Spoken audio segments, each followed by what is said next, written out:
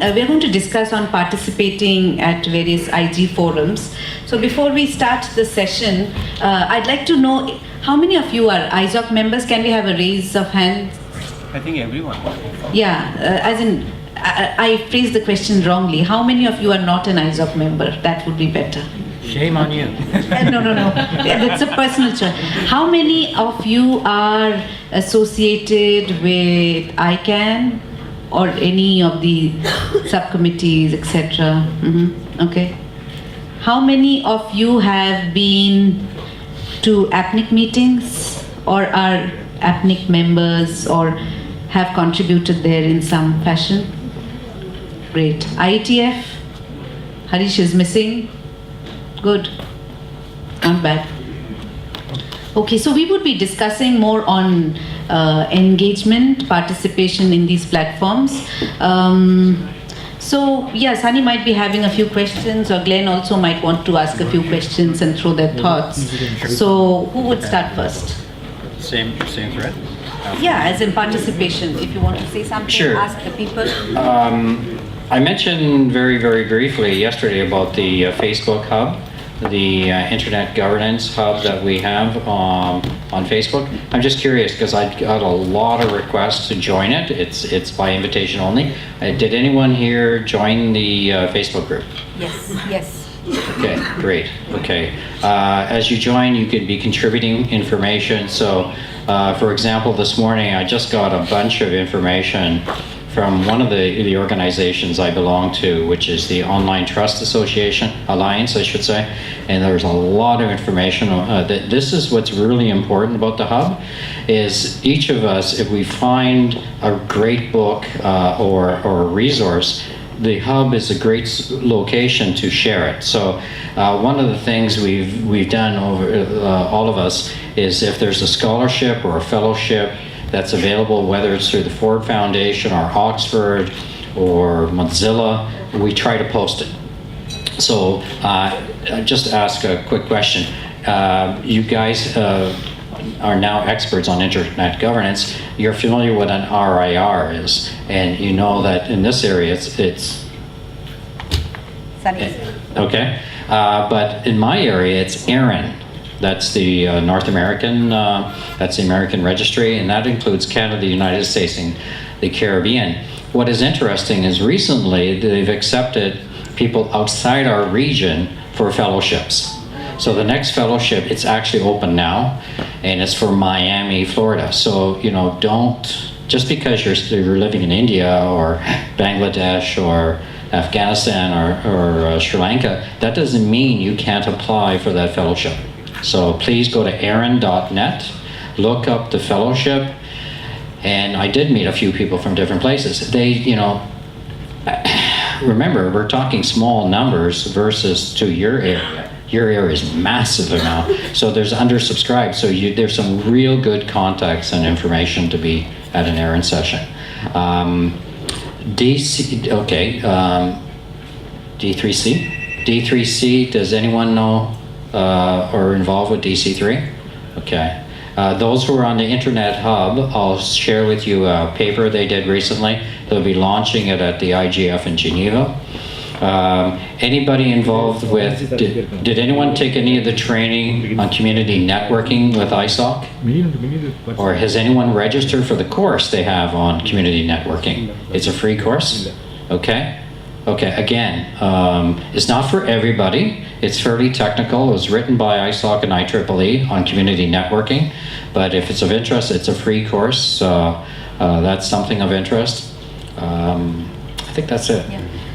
Before I move on to you, Sunny, I'd just like to ask, anyone, if you want to, a question, as in, why do you think you need to participate in the IG forums? Anyone? And I'd like to hear from someone who's not asked a question or answered anything in the last few days. Yeah? Else I'll start asking. Yep. My interest to join and interact is that I am finding difficult in the area in which I am trying to work. So I wanted to know whether any support and coordination I could get from this forum. Great. Anyone else?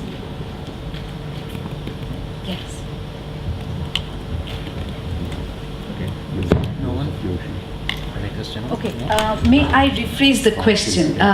Do you think it is important to participate in internet governance forums, and how would it benefit you? Let's forget nation, your organization, anything. As an individual, how do you think? Would it benefit you? Would it not? As in, let's have an open discussion. There's no yeses and nos. The lady first, and then you, Amia.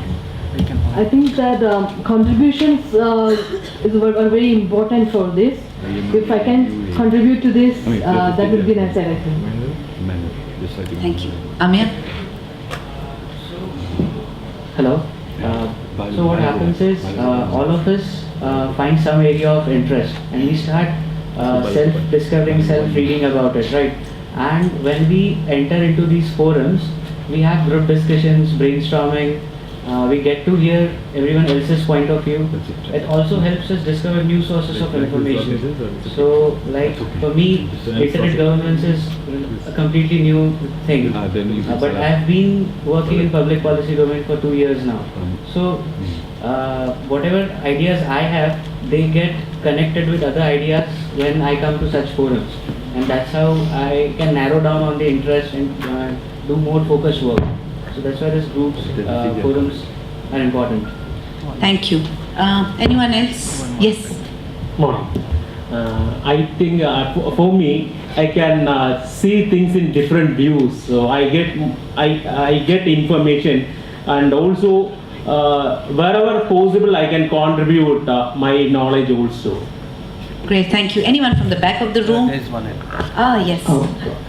Because I think that by participating into the change, I can put whatever I think for the betterment of internet. Great. Sunny, can you elaborate more on why you feel people need to participate and what Apnic is kind of helping in this engagement process, or anything else? Thanks, Amrita. So I want to touch base on what I did yesterday, the card game, that we all engaged and we played, right? And everyone seems to be enjoyed it. So I mentioned in that we are very good in interconnecting the networks, interconnecting the devices, and that's how the internet works. But we are lacking in interconnecting the humans. We are lacking in diversity, in gender, in economies, and in languages and everything. So I can sit here and say, you need to engage, you need to participate in all these forums, but you might say, how do we participate? How do we engage? So I want to touch base on those aspects of participation and engagement. Now there are national SIGs, there are national events happening, there are regional, sub-regional events happening, there are regional events happening, and there are global events happening. And if you look at all these events, there are two modes of participation, in person or virtually. Okay. Now, in-person participation, you require funding, you need to go there, travel, etc., etc.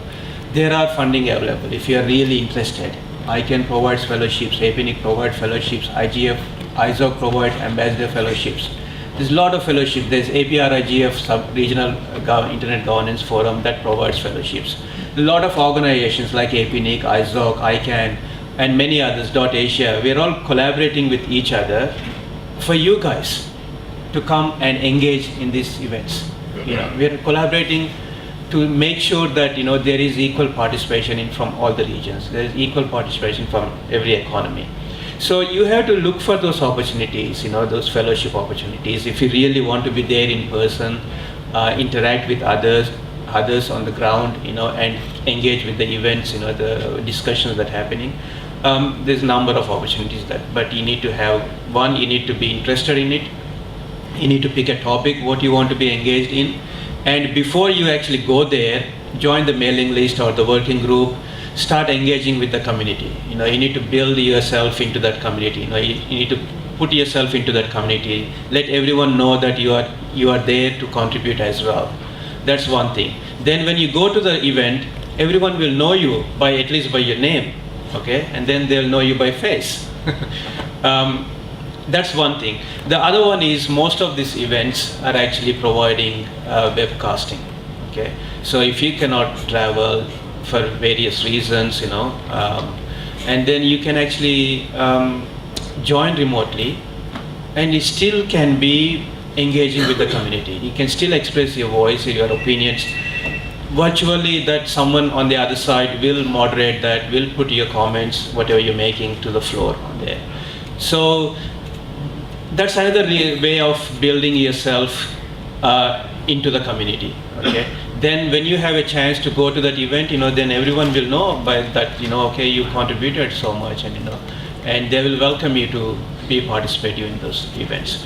So where do you start? You start from looking at the websites, okay? Go to ICANN website, or you join a mailing list. Actually, recently what we did is, after the latest APR IGF in Bangkok, we 4 or 5 organizations came together and said, we're providing fellowships to individually through each organization.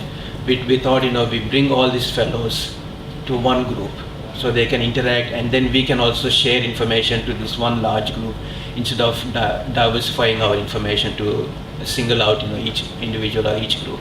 So now there is a fellows alumni for the entire Asia Pacific region, where you see fellows from ICANN from this region, fellows from ISOC Ambassador Program or Net Mission from .Asia, APR IGF, APNIC, everyone in that one group. And I can share that link later, if you go to Facebook, you search for fellows alumni, I think you'll find it. I think that group is actually for the fellows who's been a fellow, and we're going to share information for that. But apart from that, you can actually join our own Facebook pages or the mailing list to get information. I always put out information regardless whether it's APNIC, ICANN, or if I find something that I want to share with the entire community, I just put it out. And it benefiting some people, they actually received fellowships to even Cisco security program. They are actually doing that program now with fully funded by Cisco. And sometimes we also put out the job advertisements that we have within our own organizations. If you want to come join APNIC, I'll put out advertisements whenever our HR advertisers, I put it out, And I'll help people to write applications as well. If they're really keen working for organizations, I'll provide reference as well, if they want to join the organizations and help the communities, so that's 2 aspects I want to cover. Now we need to look at things, how the humans can interact, how we can build human network. We are very good in building the internet networks, but we need to bring that to our humans.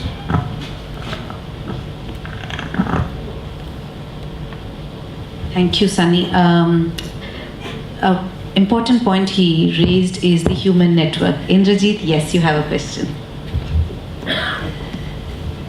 Is there any separate student grant available for these kinds of meetings to attend for the students? A separate total grant?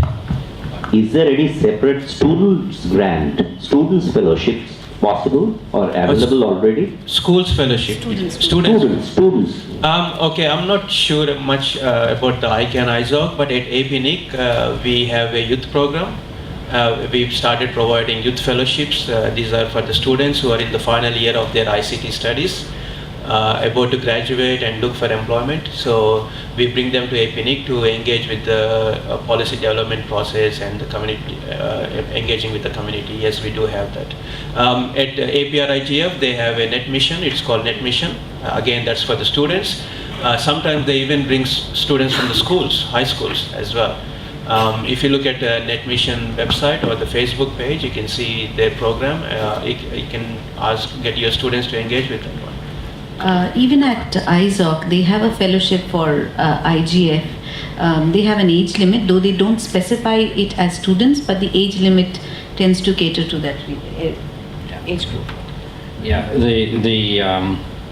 that's called ageism, when it's biased towards a certain group, and I'm rather intolerant to that. So there's an assumption that a young person has time to volunteer and an older person doesn't. It's stupid. and I've been advocating to ISOC to change that, but there tends to be a history there. I'm not against the young person getting the fellowship, but you should have it open.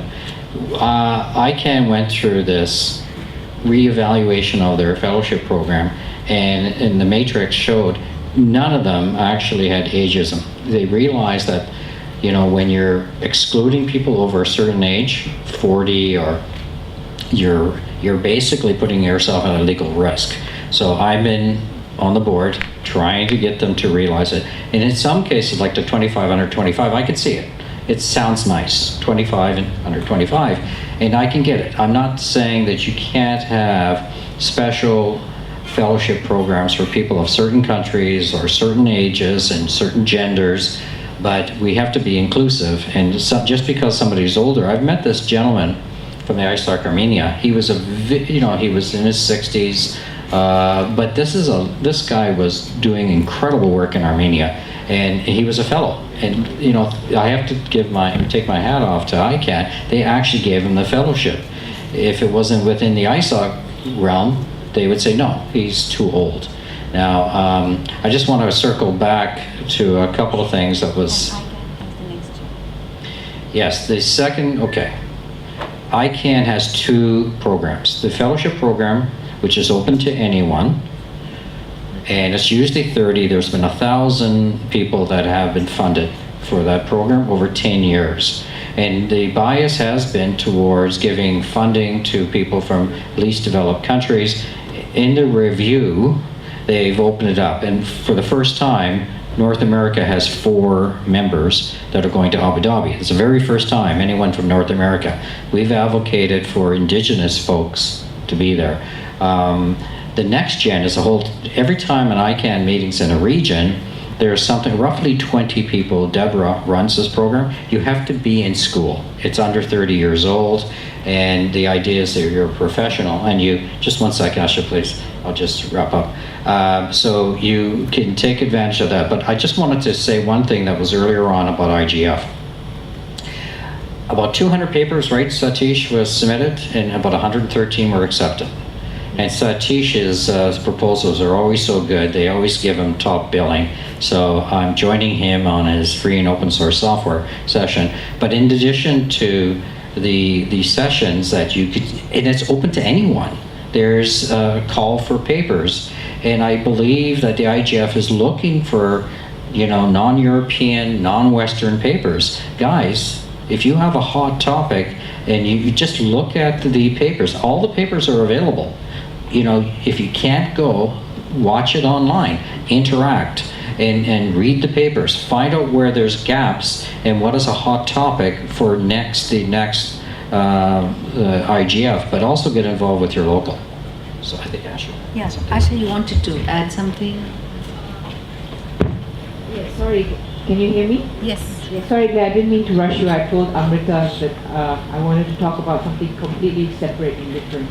If I may, or would you like me to intervene later? Yeah. Now? Yeah. Okay.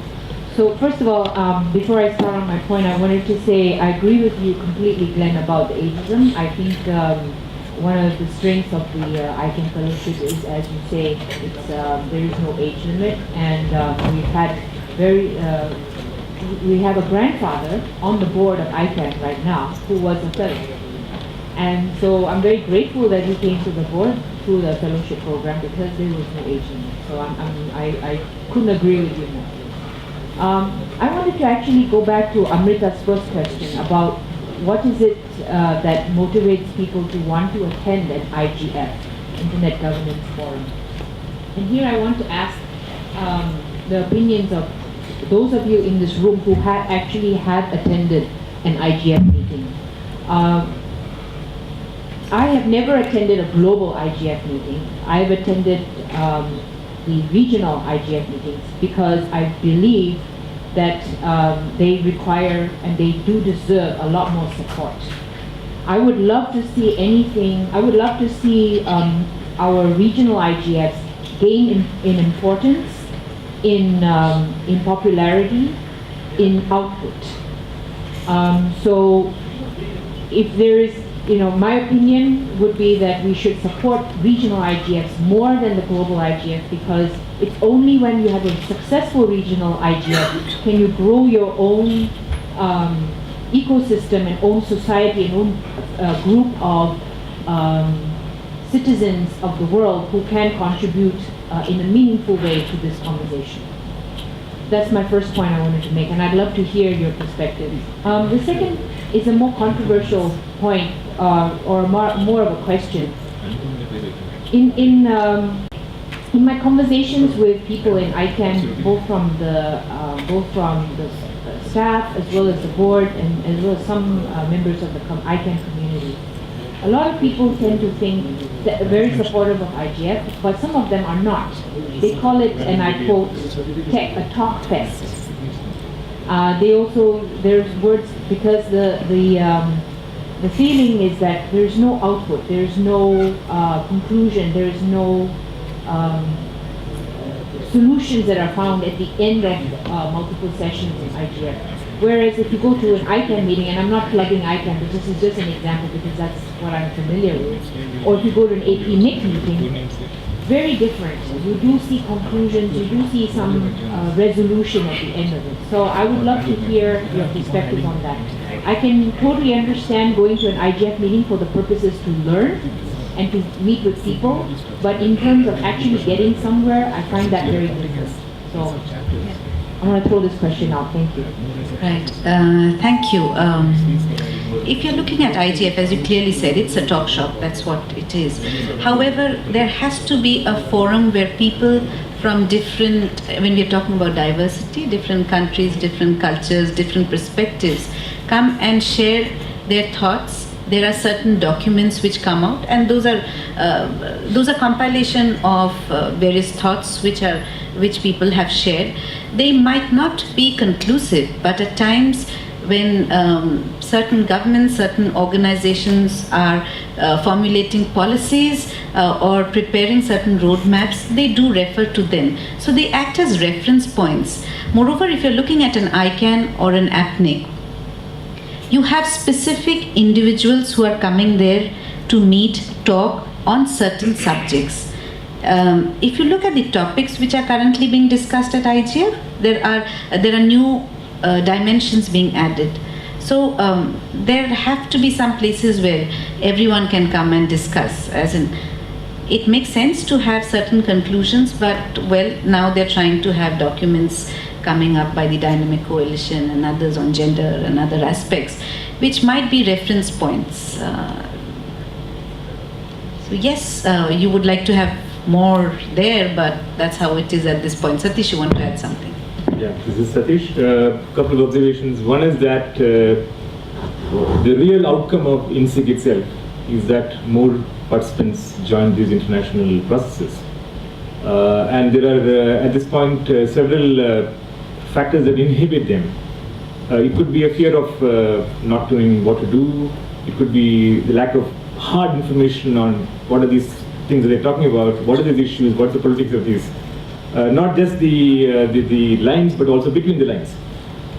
Then there is this issue of language, time zones, which are more logistical in nature. For a newcomer, this is very daunting. Everybody who's gone to an ICANN meeting for the first time is completely blown. They are not able to relate to anything that's going on there. Then that's a normal thing. So the issue is, how do we ease in the participants of inSIG into this process, number one. Number two, what are the organizations or processes that they should be attempting to join from their own perspectives of where they come from, civil society, technical, whatever. So I'd like the panel to respond to some of this. Yeah, here's my recommendation for you. ICANN, IGF, ARN meetings, APNIC, they're all free to attend or being involved remotely. One of the things at ICANN, there's cross-community working groups too, and then if you're a member of APRELO, APRELO, like all the rails, are obligated to do policy statements. So if there's a policy that ICANN is trying to implement, there is, as what Olivier was saying, there's a period of public consultation. That's an opportunity to read, digest that policy, and if you have a perspective, it's an open process. In fact, if you saw a number of those committees on accountability, ombudsman, the transparency, there wasn't a lot of comments or emails. They had a number of meetings, but you know, this is a great way to get involved as a participant. If one of those topics, there's a hot topic for you to be involved with, and it's done by Digo or Adobe, and it's well organized meetings. There's transcripts at the end, and in some cases they're captioned as well. So if you can't attend the meeting, you can read the transcripts or listen to the recording of the meeting. But that's a very important way to get involved with the ICANN ecosystem, is to join a working group. Now, in my case, I was the co-chair for the technical task force. And our technology task force actually implemented a number of suggestions that have been adopted by ICANN across the board. So from a very small, little, abstract little group, we actually suggested captioning, we suggested policy tracking, we suggested a number of really good ideas, and one of the things our committee does is we reach out to people who are using slower computers, or people who are using Linux, BSD. We're interested in always finding out if these systems work, and if there's another system that's better for conferencing, we want to hear it, whether it's Slack or Eno or any of the tools. So if you're a technology person and you want to rub elbows with somebody on a technology point of view, get involved with Technology Task Force. There's also another committee that we helped get started, was on accessibility. And accessibility in a perspective of people with special needs. The disabled community, as we've seen in many cases, there's a lack of real representation with people with disabilities. How do we reach out to them? So we have to make a special effort to make our committees welcoming. So we've tried to do a survey throughout the ICANN ecosystem on what is the culture of accessibility. So my strong suggestion is get involved with working groups, and also it's an opportunity, apply for the fellowships. Even if you don't get it, I think you were a fellow, right, before? Yeah. So apply for it. Maybe you'll get rejected the first time, apply again. Look for good references. All of us, are people that we're happy to provide a reference to you. And, I'm not saying name dropping, but I think when they see the name Satish Babu, they go, wow. Now they've changed it a bit, as in, if you look at the ICANN fellowship, we have a few fellows. Hello, raise your hands, please, fellows. Next gen. Anyone? Oh, we have lots. As in, it's an easy process. You should try. We were discussing it today morning. There's APNIC fellows as well. Yes, APNIC fellows. APNIC fellows? Oh. Shibendu, APRIGF? So you have people as reference points. They'll be happy to help you. And there are people all around to help you with ISOC ambassadorship. IETF, ISOC. Hey, he's taken every fellowship. Yes. He's there. And there are few common points. So there would be people happy to help you in once you've prepared your draft, etc. And Sunny would like to add something here. Yes, I'd like to add what you said, Amrita, and also for Satish Babu's comment as well. These national SIGs are actually the building blocks. Okay, if you go to IGF, the global or even the sub-regional IGF's discussions, sometimes the topics are too advanced. You can't just understand, what is going on. But attending these national SIGs in your own economies, you can actually touch base on the basics of what the discussions. You can learn, and you can. So these are like creating awareness workshops. These are here. That's what we're doing here. We're not discussing any advanced stuff that happens at the global IGF here. But once you learn the basics through these SIGs, then you can. Next step is like Asha was suggesting. The regional IGFs are the next step, and there's fellowships.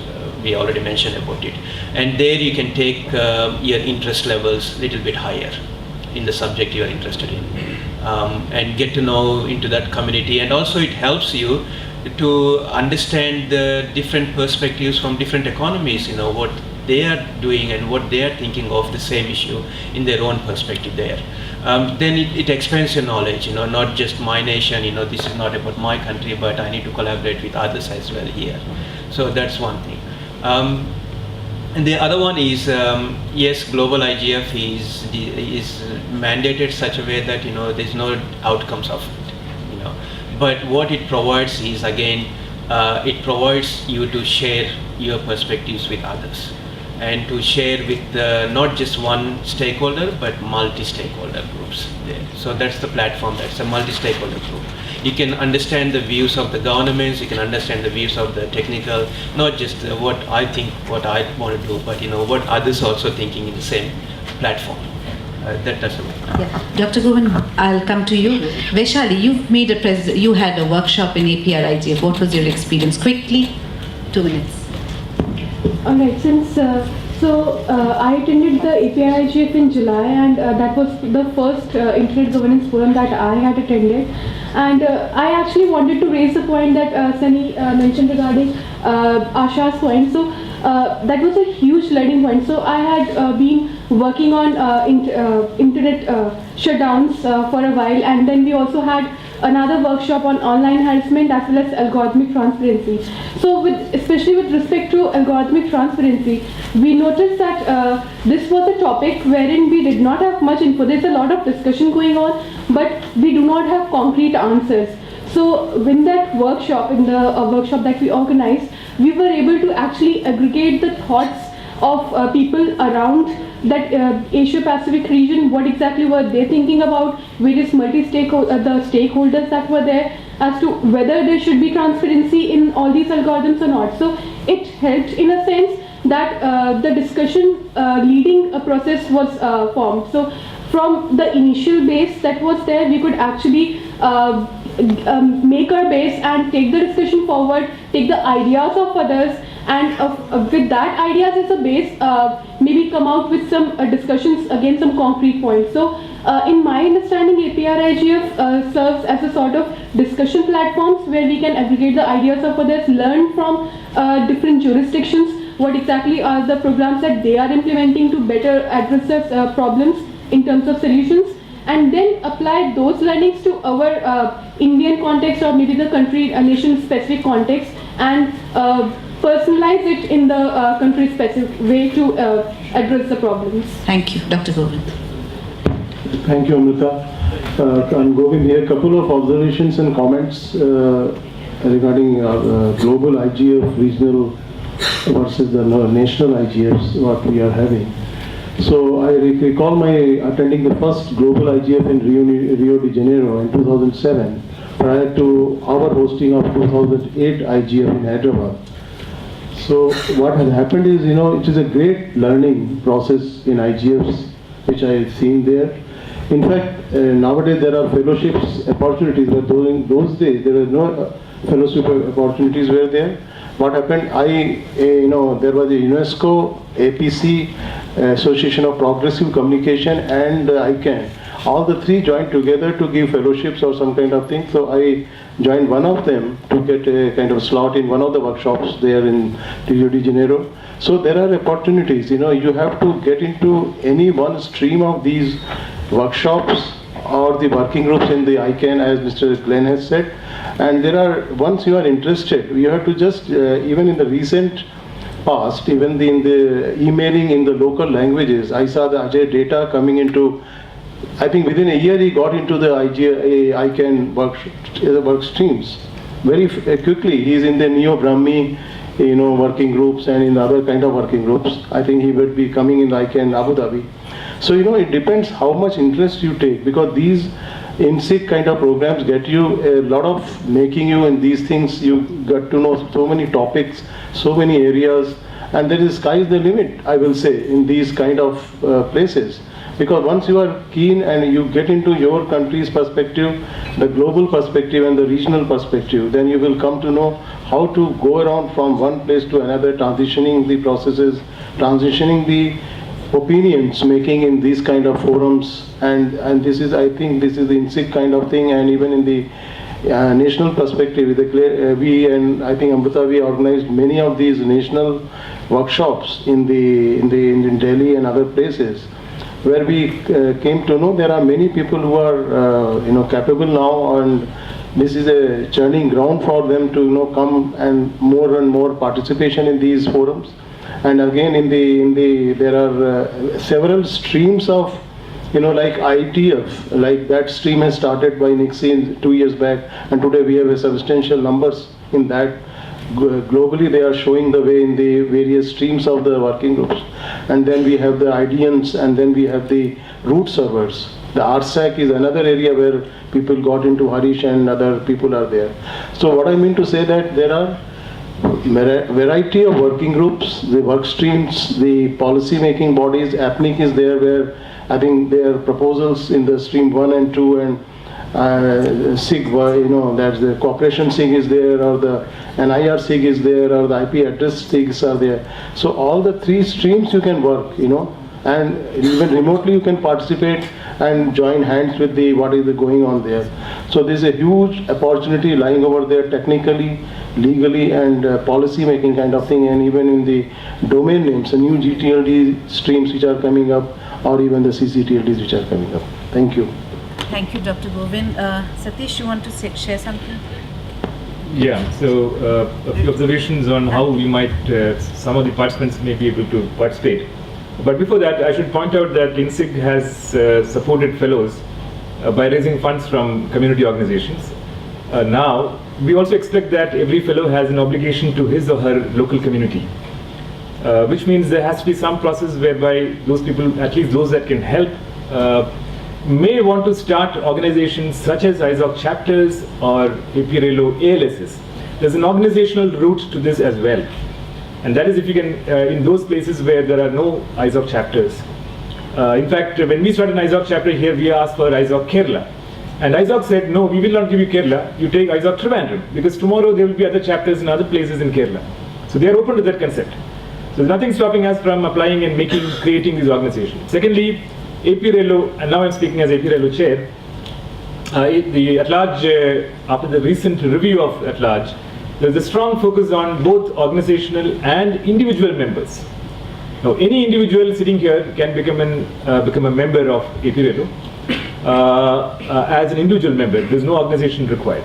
Now, if you have an ISOC chapter or any other existing organization, you can also apply to become an organizational member, a so-called ALS, at large structure, or you can become an individual member, and that's a very low barrier entry to participating in some of these. You might still have the same issues that you don't understand what's happening in this discussion, the calls are strange, but still it allows you to get into these structures without much problems.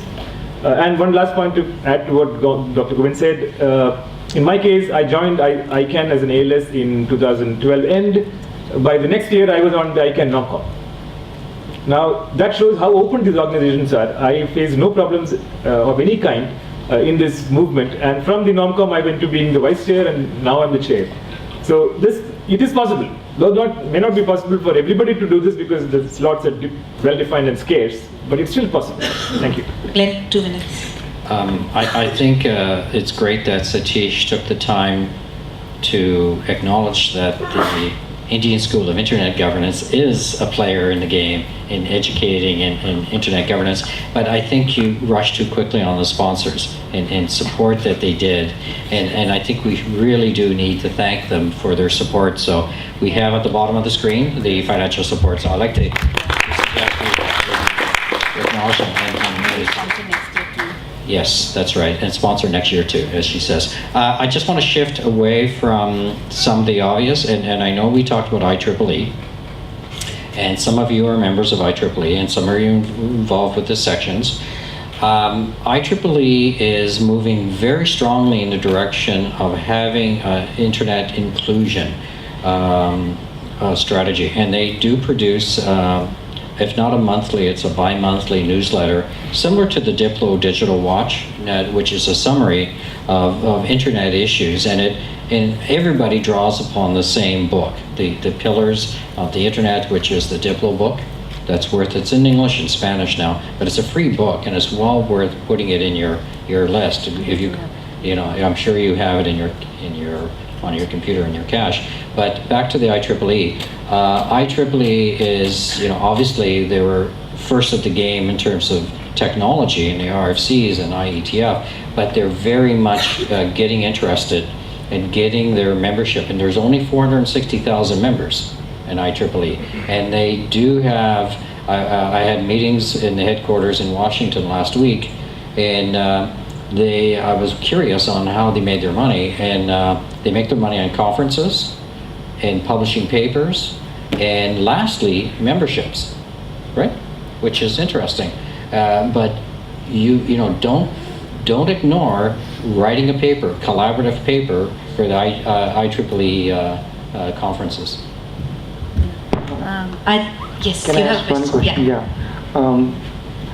If suppose someone, we also can start a chapter, ISOC chapter at our place, but we are very remotely located, means there is no direct flight connectivity, and it will take approx 6 hours from Delhi. So how can we cope up in future for organizing the programs? Means how can... So distance is not an issue. When you want to form an ISOC chapter, they have certain parameters which you need to qualify. Our friend here can help you. The latest chapter in Mumbai can help you with all the details. However, when we are talking about contributing as individuals, you can contribute in your own ways too. For example, if you are in a technical college, you are in a civil society, you're working with some company, even there you can be ambassadors to spread the information. Not everyone has all the information. In your colleges, if you can share the opportunities which you have. Now, I am coming back to my basic question of why you need to participate. See, we all of us out here don't know everything and anything in internet governance because it's huge. If someone says, I know it all, I think it's a big game out there.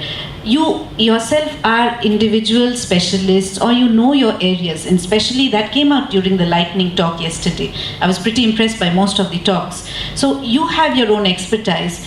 You need to enhance it, and you need to share that information with others. And that's one of the reasons why you need to participate, to exchange information, thought, and to grow in life too. Now, there are various ways, as Sunny said. You can participate remotely, you can participate in conferences. Simultaneously, with the use of technology, things, accessing information or getting information has become much easier. Glenn was talking about the IG Hub. It's nothing but an information source wherein you get information. For example, there's a fellowship somewhere, there is an opportunity somewhere, someone has come in with a report. You get it in one go. You don't have to hunt so much. So it makes access to information or availability of opportunity much more, and you can interact. And that's what a WhatsApp group of fellows or even inSIG fellows or alumni does. It makes you more resourceful. Because today you might have a lot of information, but you need to know how you need to use that information. And this is what, as a community, you can build. This is the second year of inSIG. If people, all of you collaborate together and share information, what you did, what you did not, what worked, what did not, others can learn and you can enhance yourself. So it makes you more, even if you have remote, limited resources, it helps you get more engaged.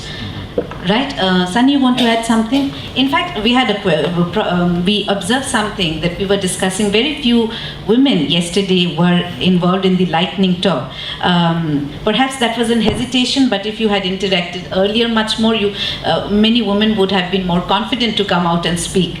That's my thought. I might be completely wrong there. So interaction helps to remove inhibitions too to speak. Yeah, I think that I made that observation when I was looking at the speakers coming up one after the other, you know.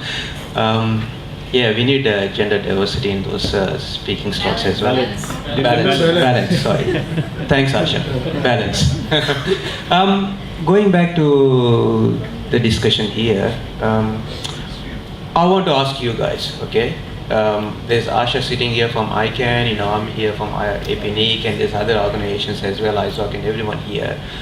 What you're expecting from us? What you're expecting from these organizations to do for you to get motivated, to get engaged, and to be participating? And we have. I'm really open to hear. We need more questions fast. I'm really open to hear. You know, I'm sure the other organizations sitting here, representatives sitting here, would like to hear. You know, your perspective. What do you want us to do for you? We are coming here. We are sharing our knowledge, you know, with you, and we are letting you know that there's opportunities out there that you can apply for to get engaged. But like to really hear your opinions. And Hi, yes. Sunny. Yeah, I'd like to tell you why I'm here. I'm here obviously for learning, and as I was discussing with some of my fellows yesterday, like in our day-to-day life, we get to know maybe expert opinion or expertise in 2 to 3, 4, 5 subjects. But after coming here, so many things, so many information, that too from the experts, and we are like enlightened like anything. And if you ask me why I have come here, this is one part, and second part is as you're asking what we expect you to do, it's mentorship. I want you all to mentor us, and I promise you, once we are expert enough, we will mentor our juniors. Thank you. Yeah, what she has said, just to add on, like, Government of India has made a gazette notification on the shutdown. So we like to know whether this community or the multi-stakeholder were involved while it was in the process. Maybe Dr. Roon can answer. Okay. Yeah, I think no, in the sense that we were still debating on the issue of internet shutdown. And as you said rightly, now since this forum or the inSIG, you are making it more and more aware about these kind of issues which are coming up. So I would urge every participant here to see that how in the next time, if in his community, in his area or something happens, if you can influence the decision makers, or at least make aware things how things should move, I think that would be very helpful. Yeah, it's Adarsh here. So each one have came from our own perspective, means on our own background. So technical, social, law, and all different. So here, as per by keep on looking on ICANN, Atlas, so many big list is there. So as a technical perspective, always I will be looking for technical things. So ICANN, where is the technical? So how I can enter to a ICANN inside, and how can I contribute myself for an ICANN? So in the similar way, while discussion, I get a question. ITF is completely technical we thought. So law person, actually human rights, there is a working group. So from where I can get an information? So like some tutorial is required for all this, because the big list is there, big list of groups are there. So I'll just address that's a very good point you raised about the mentorship, and I like to suggest that maybe in the future we have breakout sessions on a particular topic, select a particular topic, and the expert can mentor those who are interested in that one. At APNIC, with the fellowship program, we have a very strict mentorship. You can hear from the fellows sitting here, and because I manage the fellowship, it's not that you're running a mentorship, but it's the organizational objective of providing a fellowship and what is the next step for the fellows. So we have a very strict mentorship program that we bring them into the community, and when we go out there, we get them engaged with us to come and speak or to come and provide training with our trainers. We have a very, but I think in inSIG also we can have breakout sessions to have those mentorships happening as well in a small scale, maybe to start with. So perhaps that's a very valid point, as in where to go, how to go. The road is very important. I think we should think of mentorship. Perhaps people who've done those can help as mentors. People like you who've gone into IATF can help others to realize. Similarly, if you're looking at the technical issues in ICANN, I think the RSAC and the SSAC does. RSAC, Anupam and all are there, so you can reach out to them and bully them to tell you where you need to go. Sunny is here in APNIC, and then you have Shibendu, and you have her there who can help you out with the APNIC part. And so you have to be resourceful, and the groups, the Facebook groups, the WhatsApp groups actually help you in this trying to figure out whom to reach to get the information, because that's important. Yeah, Anupam. So, Sunny, I would like to respond to your question that what more should be done by organizations like APNIC. I think there are distinct qualities for every community which gets formed. Say, for example, ISOC Trivandrum has a very distinct skill set within the communities which they have built and which made inSIG possible. In Calcutta chapter, we have a very strong technical skill set available within the community which made the internet exchange point possible. Similarly, ISOC Delhi might have a very strong presence on the policy standpoint. So I think as an international body, ethnic should recognize the skill set which is available in a community, support that particular cause for a little long term, and then also do a marketing for the stuff which you are supporting. Now inSIG you have supported, you have given money, and that should not be the end of it and wait for another application round, because you are traveling much more than the inSIG organizers are. Maybe you would want to put up a slide and the next wherever you are showcasing what ethnic does about inSIG and what has been the experience, which will allow the word to spread out, not only that what ethnic is supporting, but what is the work which is happening on the ground as well. So I think we need your help in putting the word in the larger community. And that's what exactly I do, when I travel across the region. If you see my slide sets about the community development, which is my area of within APNIC, I list every NOG, I list every SIGs, the regional, sub-regional, nationals, that we are providing support and we are contributing. We also have APNIC multimedia on YouTube. If you want to get the basic concepts of technologies, that you can actually do it on your own. These are pre-recorded live sessions that you can, if you are a technically focused person or you want to get more into the technical side of it, I think you can just jump on the YouTube and search for APNIC, and you get all the videos of the basic concepts of DNS, DNSSEC, RPKI, everything. Asha. Okay, I think this is a good thing now what APNIC, Amrita has raised. After 26th, after going from here, what is next to do, you people? I think you should remain committed, or remain the ambassadors of the inSIG, what you have learned, and you should not be just end of the road for you for after this. So you should remain engaging on all such events wherever APNIC, ICANN, IGF, regional IGF, even remotely you should participate, give comments, take particular topic, write blogs, write articles, and those kind of thing. And wherever you feel you are not able to, you can always approach us, ISOC leadership community, or the APNIC, or the other people. You have all the emails, WhatsApp groups and others. And I will urge you to engage yourself. Otherwise this whole process will die down if you don't engage, immediately after this. Not just wait for anything to come, but engage immediately, see what is the next thing is coming, and then you do your job next. Thank you. Let me ask one more question, please. We'll have comments because we have to end. Asha, you, then Satish. We wind up. Yeah, continue. Asha, and then you.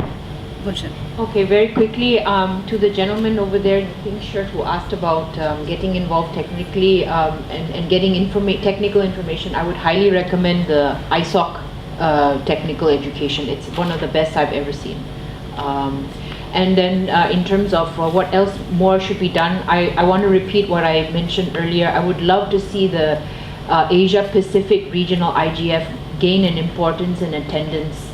I'm not, it's good where it is now. I want to see it get better and become like a source or a pipeline for more Asian talent in the global IGF space or in ICANN. So, thanks. Yeah, so Sunny, one question particularly to you, since you are into mentorship. Are there any mentorship opportunities available apart from the fellowship programs, particularly in the Hyderabad region in the coming year, or in the coming month? No, I don't think there's any coming month.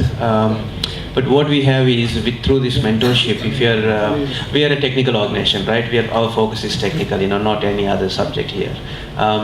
So if you are really interested, you have a technical background, you are interested in technical aspects of the internet, when we come out, we assess you and we see, if you can be a community trainer for us. And we have that mentorship as well as to bring up the talent of the individual to come up and actually share with other community, the entire community here. So for the same, we need to approach you directly? Yeah, you can approach me here. Awesome. Sunny@apnic.net. It's very simple ID. Thank you so much. Any other questions outside? Satish is here. Sorry. Satish is here. Thank you so much. Thanks, Amrita, Sunny, and Glenn. I request our Govind to give mementos to Amrita.